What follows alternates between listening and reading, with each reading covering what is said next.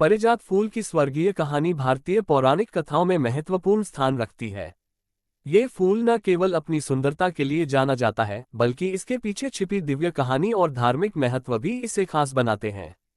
पारिजात night jasmine का उल्लेख कई धार्मिक ग्रंथों और पुराणों में किया गया है। इसका वैज्ञानिक नाम नाइक्टेंथिस अर्बोर ट्रिस्टिस है, लेकिन इसे आध्यात्मिक दृष्टि से अधिक महत्व दिया गया है। कैसे हुई उत्पत्ति और स्वर्गीय संबंध। कहानी की शुरुआत समुद्र मंथन से होती है, जो भारतीय पौराणिक कथाओं का एक प्रमुख घटना है। देवताओं और असुरों ने मिलकर समुद्र मंथन किया था, जिससे कई दिव्य वस्तुओं का उदय हुआ। उनमें से एक दिव्य वृक्ष था, जिसे पारिजात वृक्ष कहा जाता है। ये वृक्ष अद्वितीय था क्योंकि इसके फूल न केवल सुंदर थे, बल्कि उनकी महक भी अद्वितीय और अत्यंत सुखद थी। पारिजात वृक्ष को स्वर्ग का वृक्ष माना जाता था, और इसकी देखरेख स्वयं देवता करते थे। स्वर्ग से जुड़ी इस कथा का एक अन्य पक्ष भी है। ऐसा कहा जाता है कि पारिजात का वृक्ष इंद्रलोक में था और इसकी सुंदरता का कोई मुकाबला नहीं था। इस वृक्ष के फूल कभी मुरझाते नहीं थे और इसके फूलों से स्वर्ग हमेशा महकता रहता था।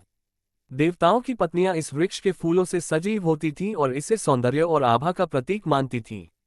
भगवान कृष्ण और सत्यभामा। पारिजात की सबसे प्रसिद्ध कथा भगवान कृष्ण से जुड़ी है।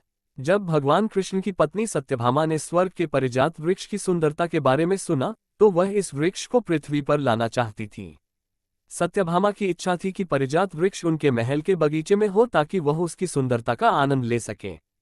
सत्यभामा के प्रेम और आग्रह के कारण भगवान कृष्ण स्वर्गलोक गए और इंद्र से पारिजात वृक्ष मांगने लगे।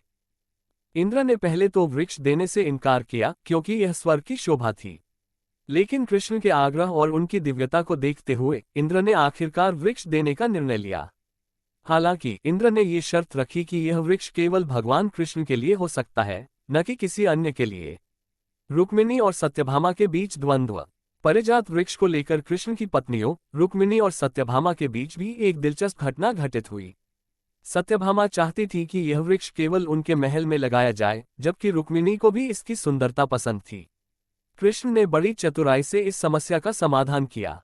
उन्होंने पारिजात वृक्ष को सत्यभामा के महल में लगाया, लेकिन इसके फूल रुक्मिणी के आंगन में गिरने लगे।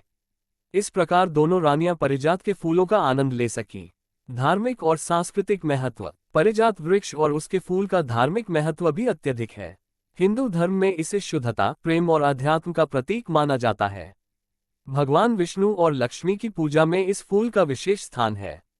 इसके अलावा ये फूल भगवान शिव और पार्वती की पूजा में भी चढ़ाया जाता है। ऐसा माना जाता है कि इस फूल से भगवान की आराधना करने से भक्तों की सभी मनोकामनाएं पूर्ण होती हैं।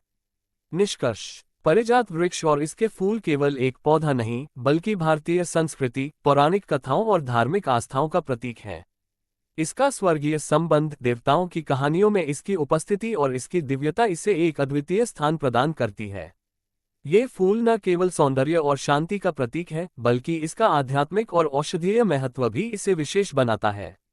दोस्तों, वीडियो बनाने में बहुत मेहनत लगती है, इसलिए प्लीज चैनल को जरूर सब्सक्राइब करें।